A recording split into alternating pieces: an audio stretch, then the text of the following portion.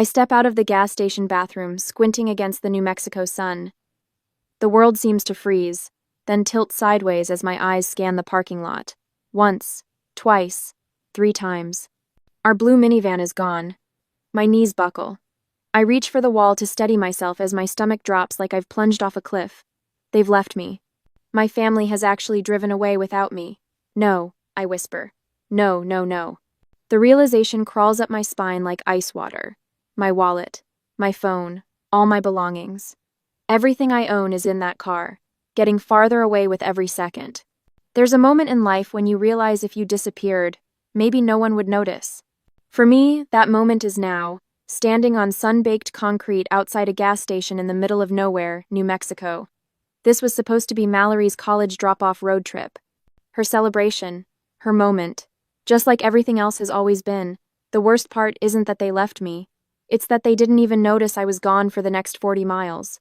Earlier this morning, I'd squeezed into the third row of the minivan behind Mallory's excess luggage when she complained about needing to stretch her legs for the drive.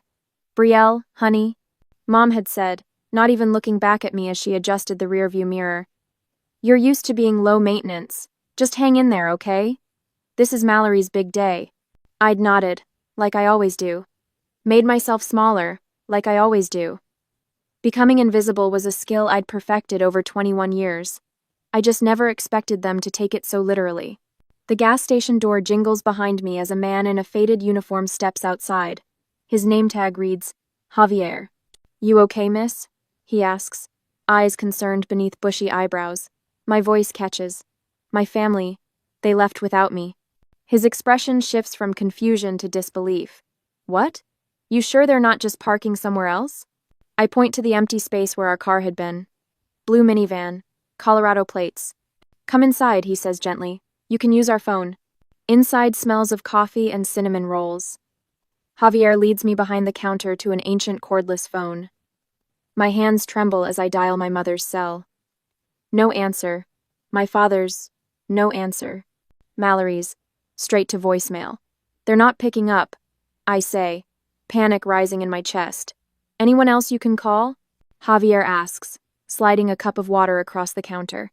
I hesitate, then dial one more number. It rings twice. "Hello?" The warm, gravelly voice of my grandmother fills the line. "Grandma June," I whisper, my voice cracking. "It's Brielle." "Sweetheart, where are you calling from? This isn't your number." "They left me, Grandma, at a gas station. I went to the bathroom, and when I came out, they were gone." There's a shocked silence. Then, "They left you? I'll call them right now." The fierce protection in her voice makes my hands stop trembling. For the first time since stepping out of that bathroom, I take a full breath. This isn't my fault. 40 miles away, my family pulls into a roadside diner. They spill out of the minivan, stretching and laughing. Dad takes out his phone to snap a picture of Mom and Mallory standing in front of the vintage sign. "Perfect for your Instagram," he says to Mallory, who immediately starts typing on her phone. No one glances at the empty space where I should be standing. No one says, "Wait, where's Brielle?" No one notices the silence from the third row. Minutes later, Mallory posts the photo. "College drop-off road trip ID family first," with a picture of just my parents and herself. As I sit on a plastic chair in the gas station office, watching Javier make calls to neighboring businesses, a strange clarity washes over me. My invisibility isn't new, it's just finally undeniable. The family portrait has always been complete without me in it. I've always been the forgotten daughter. 4 hours after being left behind, I spot our blue minivan crawling into the gas station. No squealing tires. No frantic faces pressed against windows.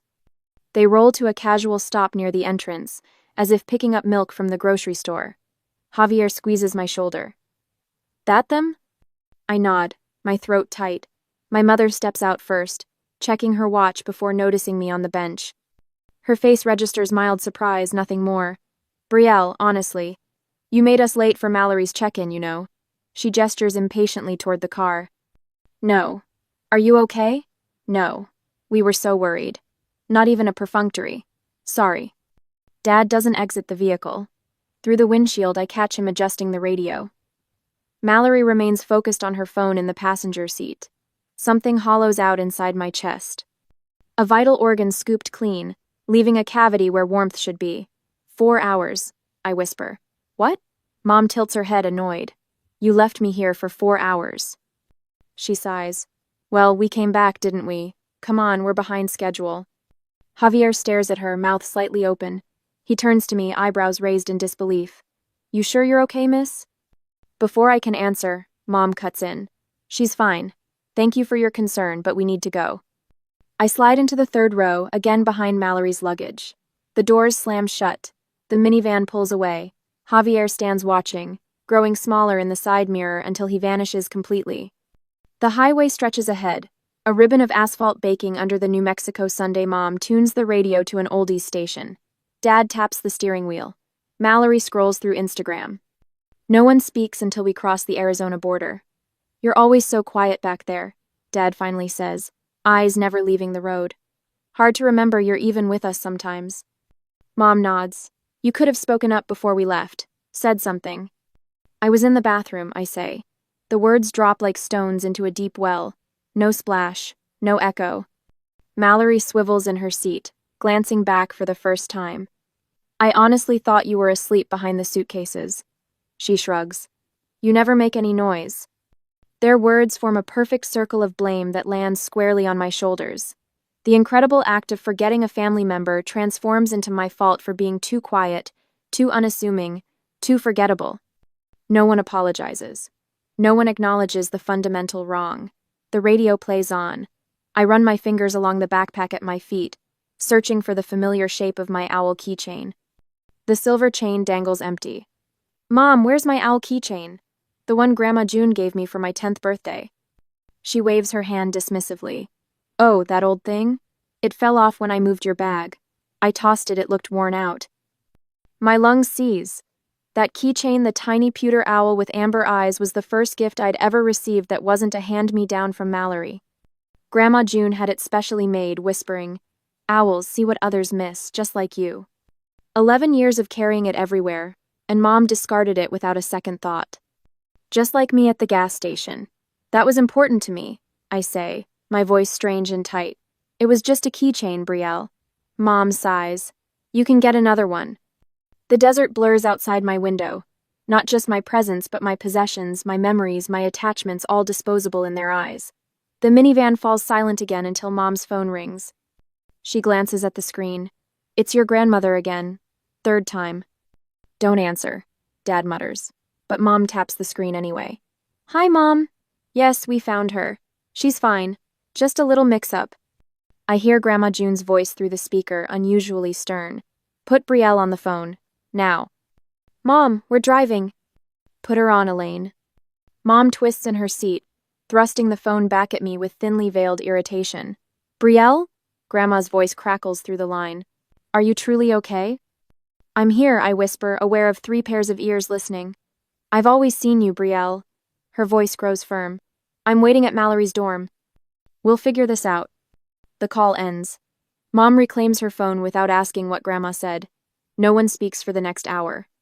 As we continue driving through the desert, I wonder, should I confront my family now, causing a scene that would overshadow Mallory's college drop-off, or should I wait and quietly plan my permanent exit from their lives? The immediate satisfaction of seeing them face what they'd done tempts me, but patience might allow me to break free completely. I close my eyes and picture the empty chain where my owl once hung, feeling its absence like a prophecy of what's to come. I squint against the blinding Arizona sun as we unload the minivan at Mallory's dorm. My shirt sticks to my back, sweat trickling down my spine while I balance 3 boxes labeled Essentials. What's essential apparently includes Mallory's collection of throw pillows, fairy lights, and framed photos of her high school glory days. Careful with those, Mom calls over her shoulder, not even turning to look at me as the tower of boxes threatens to topple. She's busy guiding Mallory through the lobby, one hand on her back like she's escorting royalty. This is such an exciting moment for our family. Dad follows with just Mallory's laptop bag, nodding proudly as he introduces himself to other parents. Our daughter's starting her freshman year, full scholarship. I struggle through the doorway, invisible under cardboard. The residence hall buzzes with excitement, parents hugging children, roommates meeting for the first time, the beginning of something new. For everyone except me. You must be excited too, says a woman with kind eyes as I set the boxes down in Mallory's assigned room. Are you starting school here as well? Before I can answer, Mom materializes between us. Oh, Brielle's taking community college classes. Mallory's our academic star. The woman's smile falters. I've seen that look before, pity mixed with dismissal, like I'm a supporting character in the real story happening center stage. Mom turns away, already helping Mallory arrange her perfect dorm setup. The desk should face the window for better light. You'll need good lighting for all those study sessions. I've been counting. 4 hours since anyone asked if I needed water. 6 hours since anyone wondered if I was hungry. The Arizona heat pushes 95 degrees, and my lips have cracked from dehydration. I unpack Mallory's carefully wrapped snow globes, one from every family vacation. I don't appear in any of them. The Christmas trip to Aspen when I had the flu and stayed with Grandma June. The spring break in San Diego when I wouldn't appreciate it anyway, because I was too wrapped up in photography. The summer road trip when I was working to save for college, the same college fund my parents drained for Mallory's more promising future. My throat tightens as I arrange her keepsakes on floating shelves. Mom hands Mallory each item with a story attached. Remember when you won this trophy? This picture was from your Sweet 16. Your first ballet recital outfit, you were so talented. I snap mental photographs to text Grandma June later. The way Dad's eyes light up when Mallory laughs. How Mom touches Mallory's hair but keeps 6 feet of distance from me. The space I occupy that nobody sees. You need to hang that tapestry higher, Mom says to Mallory, pointing to the wall above her bed. It's the focal point of the room. Brielle can do it, Mallory says, not looking at me. She's taller. As I stretch to reach the hooks, a voice whispers beside me. Your sister seems high maintenance. It's Mallory's roommate Sarah, offering a sympathetic smile and slipping a candy bar into my pocket. Thought you might need this. The small kindness nearly breaks me. For the first time today, someone besides Grandma June has actually seen me. Later, as we stand in the hallway, my parents discuss dinner plans. That steakhouse we passed looked nice, Mom says. Mallory loves a good filet mignon. Let's wrap this up, Dad says, checking his watch. We have a long drive back. He hasn't made eye contact with me once today. Something snaps inside me. The weight of invisibility suddenly too heavy to carry. No one realized I was gone, I say, my voice steadier than I expected. Not for 4 hours. Mom blinks, confusion creasing her forehead. What are you talking about? At the gas station, you left me and didn't notice for 4 hours. You're always so quiet, Mom says, shifting uncomfortably. You could have spoken up before we left. You're fine, Dad dismisses, still not looking at me. Let's not be dramatic. My hands ball into fists. Being independent doesn't mean I deserve to be invisible. The words hang in the air between us. I realize with startling clarity that I don't need their acknowledgement to validate what happened. My experience is real whether they recognize it or not. There you are. Grandma June's voice cuts through the tension. She stands at the end of the hallway, her silver hair catching the light. I've been waiting downstairs. Mom's mouth opens in surprise. Mother? What are you doing here? June walks toward us, her eyes fixed on me. I've always seen her. Why can't you? The question silences my parents. June reaches for my hand, her weathered fingers warm against mine. You're staying with me tonight, she says, the statement brooking no argument. They can drive back alone. The strength in her grip as she squeezes my shoulder makes me stand taller. My spine straightens for what feels like the first time in years. That's ridiculous, Dad sputters. Brielle, get your things. We're leaving. I've already called Eleanor, June continues, mentioning my paternal grandmother. She's equally appalled by what happened. While my parents argue with June, I quietly walk to the minivan and collect my backpack and duffel bag, the sum total of what I brought on this trip. As I return, Dad's face has reddened to a dangerous shade. Brielle, get in the car. Now. His voice carries the authority that has controlled me my entire life. I look at him, really look at him, and see a stranger, someone who has never truly known me. For the first time in 21 years, I turn my back on him and walk away. Later that night, I sit cross-legged on Grandma June's living room floor, legal pad balanced on my knee, pen poised between my fingers. The yellow pages spread around me like fallen leaves, each one filled with precise documentation. The 8th of July, 2022, I read aloud. High school graduation party. Mom introduced Mallory to everyone as our future doctor, and me as our other daughter. June nods, her weathered hands smoothing another sheet of paper. December 2018. She adds. Your photography won that county prize. They didn't attend the ceremony because Mallory had a cold. The timeline grows with each memory excavated. My handwriting becomes smaller, more deliberate, as if making each letter precise might validate experiences long dismissed. This isn't just venting, it's evidence. Thanksgiving 2020. I continue. Dad forgot to set a place for me at the table. When I mentioned it, Mom said I should have reminded them I was coming home from college. June pauses her writing, eyes narrowing behind her glasses. Your room, she says suddenly. When did they convert it to a home gym? Spring break, freshman year. I came home to find my bed replaced with a treadmill. My childhood things were in 3 boxes in the garage. My grandmother's pencil scratches against paper, recording another entry. We work methodically through the year's birthdays when my gift was clearly an afterthought, family photos where I'm positioned half out of frame, conversations interrupted when I began speaking. When we finish, June spreads the pages across her coffee table, a disturbing mosaic of systematic neglect. She steps back, hand covering her mouth. My God, she whispers. I knew it was bad, but seeing it all together. The phone rings again, the 7th time since morning. June answers, placing it on speaker without announcement. This has gone far enough, June. My father's voice fills the room. Your daughter is too upset to drive. We're stuck in a hotel because of Brielle's little stunt. I don't flinch this time. Instead, I reach for a fresh sheet of paper, noting the date, time, and his exact words. Terry, June responds calmly. Have you once asked how Brielle is feeling? She's fine. She's always fine. That's not the point. June presses the record button on her ancient answering machine. For the record, Terry, what exactly is the point? His sigh crackles through the speaker. The point is we need to get back to Colorado. Elaine has that charity function and I have meetings Monday. I add another note. Concern expressed their schedule, not my well-being. After he hangs up, June replays the message, then carefully labels the tape. Evidence, she says, placing it in a shoebox with 6 others. Your mother's messages focus exclusively on her embarrassment. Not once has either of them said they miss you. As Grandma June helps me apply to transfer to Arizona State, I hesitate. Should I cut ties completely with my parents and sister, or maintain minimal contact while building my separate life? Complete severance feels liberating, but is it the wisest path forward? The next morning, June's phone rings early. She speaks in hushed tones, then turns to me with a small smile.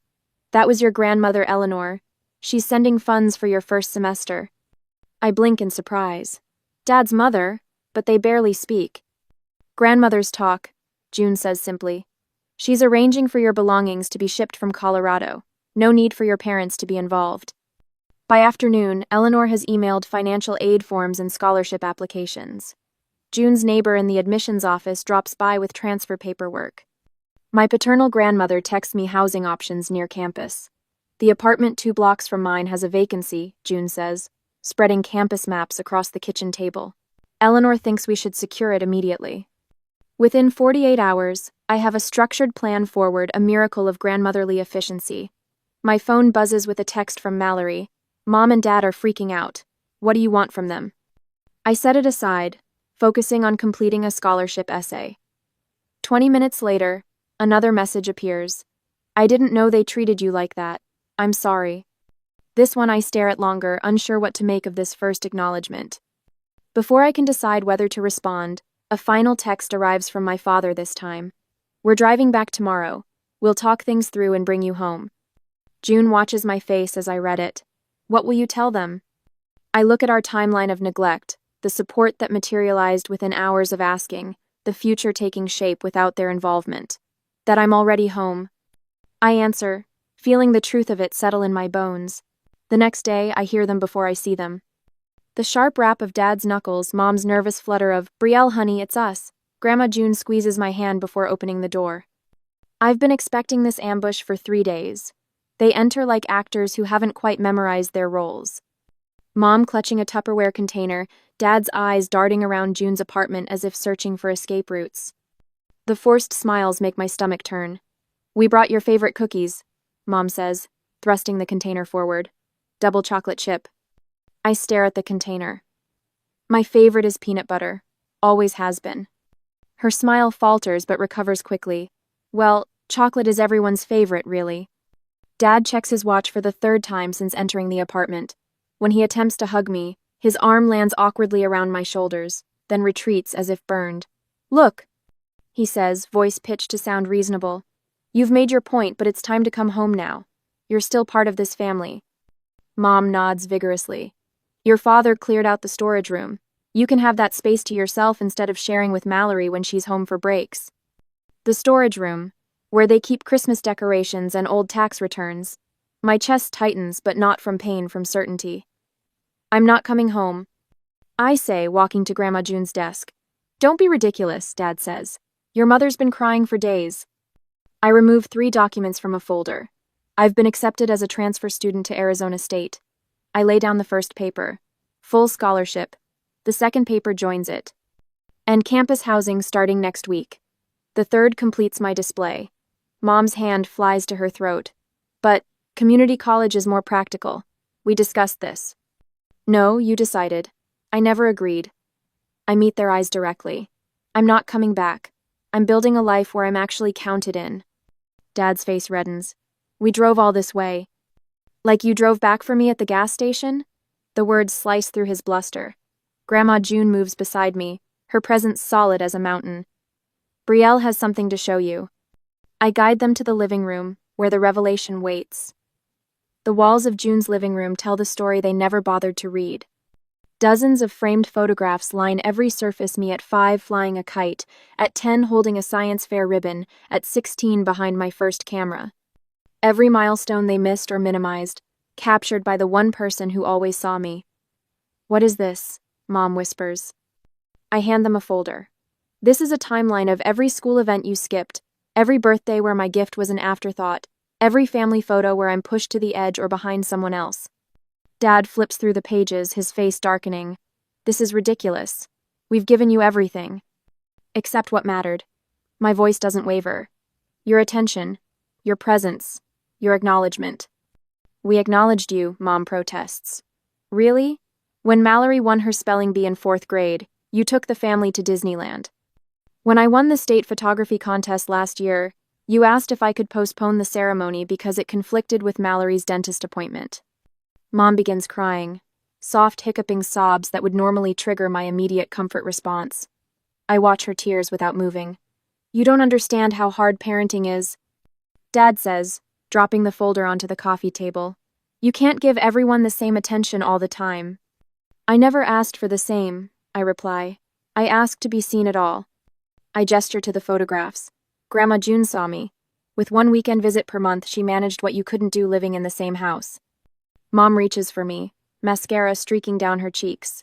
Brielle, please, we love you. My phone buzzes. A text from Mallory. I see it now. I was part of the problem. I'm sorry. The simple acknowledgement from my sister hits harder than I expected. She sees it. Why can't they? I need you to understand something, I tell my parents. This isn't teenage rebellion or a phase. This is me choosing to value myself when you wouldn't. Dad stands abruptly. I think we're done here. When you're ready to stop being ungrateful for everything we've provided, you know where to find us. Mom hesitates, looking between Dad and me, before slowly gathering her purse. What should I tell people? She asks, her real concern finally revealing itself. Tell them the truth, I suggest. Or don't. I'm no longer managing your image. They leave without further argument, Dad muttering about ungrateful as they walk to their car. Mom remains silent, her shoulders hunched in a way I've never seen before. Will they reflect on what happened, or will they rewrite this confrontation like they've rewritten my entire existence? After they drive away, I return to Grandma June's computer to find an email from Mallory. The subject line reads simply, Evidence. Attached are dozens of family photos spanning years, every single one showing me in the background, half cropped out of frame, or looking away while they smile directly at the camera. She's finally seeing what I've known my whole life. I print one particularly telling image, me standing 3 feet away from their tight trio at Mallory's high school graduation, and add it to my timeline. The final proof of a pattern too consistent to be accidental, too painful to be forgiven without acknowledgement, too important to ignore any longer. 6 months after the gas station incident, my dorm room at Arizona State vibrates with life and purpose. Sunlight streams through windows unobstructed by anyone else's possessions. My photographs line the walls, faces of strangers caught in moments of unguarded authenticity, each one meticulously framed and centered, just as I've finally centered myself in my own narrative. I sit at my desk, not squeezed into a corner, not pressed against a wall to make room for someone else, but positioned directly beneath the window where light falls perfectly across my work. The photography department newsletter lies open beside me, featuring my portrait series, Overlooked, which has gained unexpected attention across campus. My phone buzzes with a notification. Another booking request. My specialty in capturing people's overlooked qualities has resonated with students seeking something beyond typical graduation photos. They want portraits that reveal the parts of themselves others typically miss. Your work sees people. My professor commented last week. There's a compassion in your lens that comes from understanding invisibility from the inside out. The comment stayed with me, warming my chest in unexpected moments. The desert stretches beyond my window as I pack my camera bag for the drive. The gas station sits exactly as it did 6 months ago, though it feels smaller now. Javier's eyes widen when I step inside, recognition lighting his weathered face. The girl whose family forgot her, he says, setting down a stack of cups. You look different. I hand him a carefully wrapped package. For the man who remembered me. He unwraps the photograph, the gas station at sunset, shadows stretching long across the pavement, the horizon burning gold and crimson. The inscription reads, Where I Found Myself. Beautiful, he whispers, running his finger along the frame. What happened with your folks? I redefined what family means to me. I answer, the words flowing easily now after months of therapy. Some relationships heal, others transform, a few end. All those outcomes require being truly seen first. He nods slowly, understanding in his eyes. Good for you, finding your focus. That evening, our small celebration dinner feels worlds away from family meals of my past. Grandma June pours wine while Eleanor arranges a bouquet she grew specifically for tonight. Mallory sits somewhat awkwardly beside them, her presence a tentative bridge between my old life and new one. To seeing and being seen. June proposes, raising her glass. To boundaries and bridges, Eleanor adds, her gaze warm on mine. Mallory hesitates before adding, I'm learning to really look, Bri. I'm sorry it took losing you to start. I touch my glass to hers, neither accepting nor rejecting, acknowledging. Time will tell which category our relationship falls into, healed, transformed, or concluded. The gallery lights illuminate my photographs perfectly. My first exhibition opened yesterday, The Invisible Made Visible, and the turnout surprised even my professors. On my desk at home, 2 letters await my response. Acceptance to a prestigious summer photography program and an invitation to document family dynamics for the psychology department's research study. But most meaningful is the self-portrait hanging at the exhibition's center. For the first time, I photographed myself looking directly at the camera, no cropping, no background placement, no averted gaze. The woman in the image stands confidently centered, eyes clear and present, fully inhabiting her space. As I hung that self-portrait, the first, where I wasn't cropped out or pushed to the background, I wondered about the balance between forgiveness and self-protection. Can you acknowledge someone's role in your past without giving them power over your future? What would you choose? Keeping toxic family at a safe distance, or attempting to build something new from the ashes of what burned down?